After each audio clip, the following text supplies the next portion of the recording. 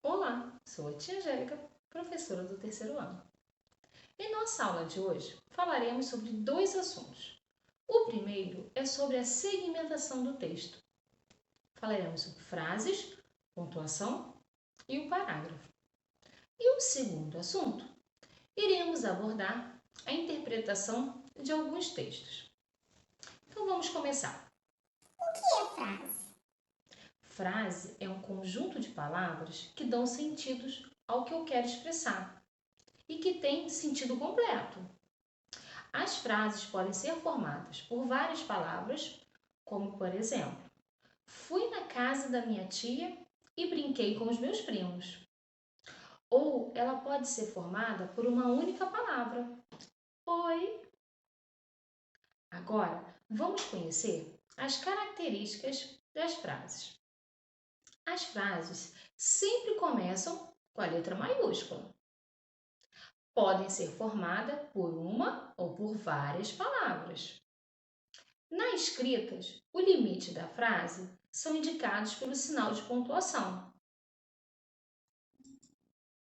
Então, podemos dizer que as frases é todo o enunciado capaz de transmitir, traduzir sentidos completos em uma comunicação. Tudo bem? Então, para que servem sinais de pontuação? No geral, para representar pausas na fala. Nos casos do ponto e vírgula e ponto final, ou entonações no caso do ponto de exclamação e de interrogação. Além de pausa na fala e na entonação da voz, os sinais de Pontuação reproduzem na escrita nossas emoções, intenções e anseios, isto é, os nossos desejos.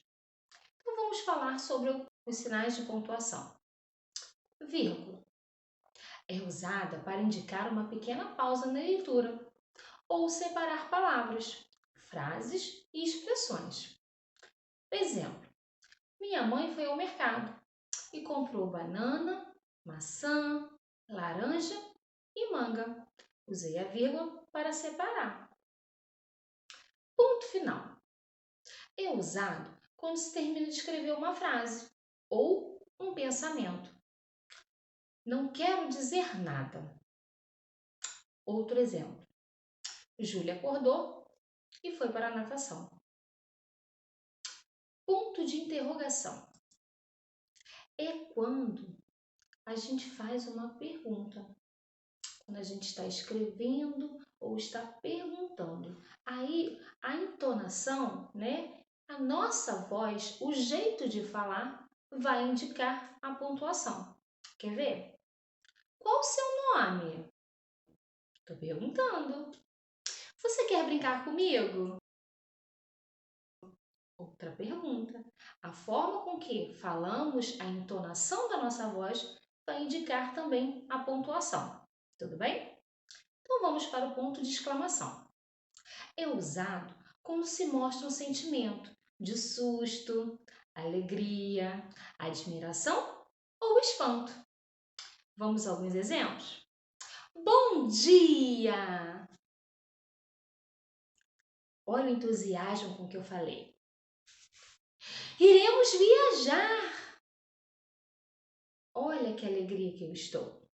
Então, a entonação indica a pontuação, ok? Vamos ao ponto e vírgula. É usado para uma pausa maior que a vírgula. Serve para separar itens de uma lista, de uma lei, um decreto, de uma sequência. Exemplo: Luísa tem 7 anos. Júlia tem 6 anos. Mateus, 4 anos. Usei o ponto e vírgula para dar uma pausa maior. Outro exemplo. O urso prosseguiu seu caminho. Um pouco mais adiante, encontrou 2 elefantes que brincavam na floresta. Agora vamos falar sobre 2 pontos. É usado para avisar que um personagem vai falar ou vai ser iniciada uma listagem. Exemplo: Ele respondeu: não gosto, muito obrigado. Outro exemplo. Minha tia foi à feira e levou sacola, carrinho de compra, dinheiro e cartão de crédito. Eu fiz uma lista. Agora as aspas são usadas para indicar citações ou para chamar atenção sobre uma palavra ou expressão. Vamos ao exemplo. Após encontrar o vaso quebrado, minha mãe disse: muito bonito o que você fez. Olha o jeito com que a mãe falou. Olha as aspas nas palavras muito bonito. Muita atenção. Agora, as reticências. É usado quando se termina de escrever uma frase e o leitor fica pensando no final. Vamos lá? Eu gostei da nossa casa, mas do quintal. Outra. Vim até aqui achando que. Não concluiu o pensamento. Ficou a reticências. Agora, os parênteses são usados para separar palavras ou expressões na frase, para chamar a atenção ou dar uma explicação. O Pedro, aquele que conhecemos no parque, faz aniversário hoje. Olha a explicação entre parênteses. Travessão. O travessão é usado para indicar o diálogo entre as pessoas e destacar uma palavra ou expressão. Vamos, mais um exemplo? Pedro chegou ao trabalho e perguntou ao colega: João, você já fez o relatório do trimestre? Outro: gostaria de parabenizar a pessoa que está discursando, meu melhor amigo. Agora iremos falar sobre os parágrafos. Parágrafo é o conjunto de frases que formam um texto. Eles podem ser curtos, como os dos gibis, médio, como livros de história infantil, e longos, que são os artigos acadêmicos, aqueles feitos lá na faculdade. Então, podemos dizer que o parágrafo é o conjunto de ideias, de palavras que expressam ideias no mesmo sentido. O parágrafo é uma divisão do texto, isto é, cada bloco de ideias que constitui um texto é chamado de parágrafo. Cada parágrafo, ao apresentar uma ideia, ele divide o texto. O parágrafo é marcado na folha com um espaço, uma pequena distância da margem do caderno. E um texto é organizado em parágrafos. E cada parágrafo possui informações importantes para o texto. Vamos ver para que serve o parágrafo? Primeiro, organizar o texto escrito. Outro, destacar a fala dos personagens. Facilitar a leitura e a compreensão. Organizar os sentidos do texto. Com a ajuda do texto, A Fada Sofia, escrita por Graça Bouquet, nós vamos analisar e também interpretar esse texto, que ele se apresenta em 6 parágrafos. Cada linha é um parágrafo nesse texto. Nota-se que tem um espaço entre a margem, que essas linhas, para ter começado a escrever. A mesma coisa é no caderno. A minha margem que marca aquela linha vermelha no caderno ou aonde se inicia, a linha para ser escrita, eu dou um espaço para começar o meu parágrafo. E se não for parágrafo, a minha escrita começa do cantinho da linha. Então vamos lá. A fada Sofia. Sofia é uma fada.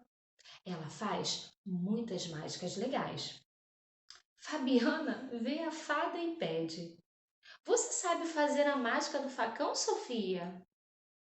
A fada bate a varinha no facão e ele some. O facão virou uma fumaça perfumada. Então, vamos observar agora esse pequeno textinho e tentar entender e interpretá-lo. Toda vez que eu tiver dúvida ao ler um texto, se eu não conseguir entender, eu vou ler novamente com atenção, com calma, para que eu possa entender do assunto que ele trata, do assunto que ele quer informar, ok? Então vamos lá. Lembre-se sempre, novamente, de ler o texto mais de uma vez e sempre com atenção, porque isso vai facilitar o seu entendimento. Então vamos lá. Quem é Sofia? Vamos retornar ao texto?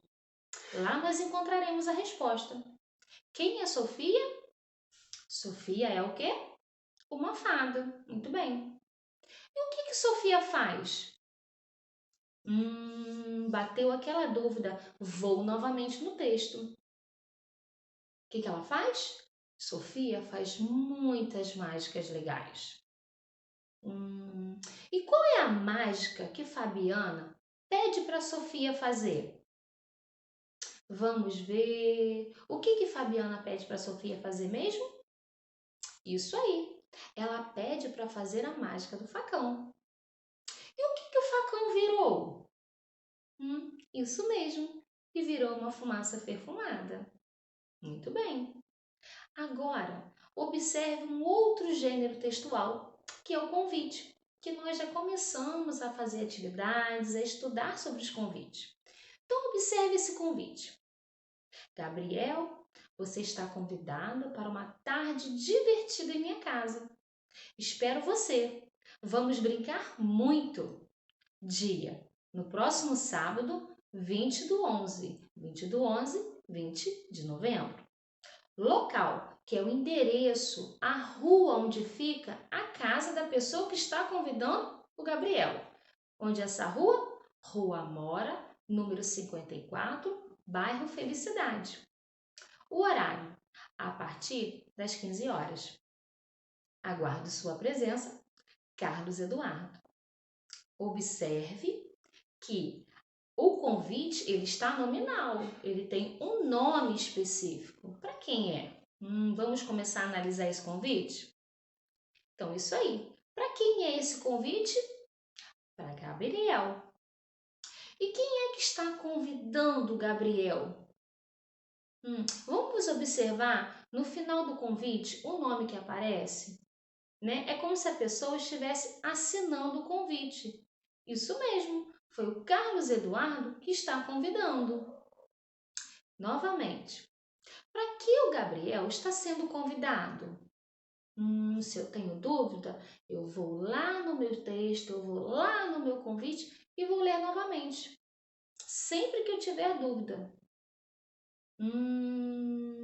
Ele está sendo convidado para quê? Para uma tarde divertida. E onde que fica a casa do Carlos Eduardo? E o que eu falei antes, a casa onde fica se refere ao endereço da casa dele. E onde que fica? Na Rua Amora, número 54, no bairro da Felicidade. Viu só? Quando lemos com calma e com atenção, conseguimos interpretar qualquer tipo de texto. Então, vamos praticar realizando as atividades da nossa apostila. Então, por hoje é só e até a próxima, pessoal. Tchau, tchau!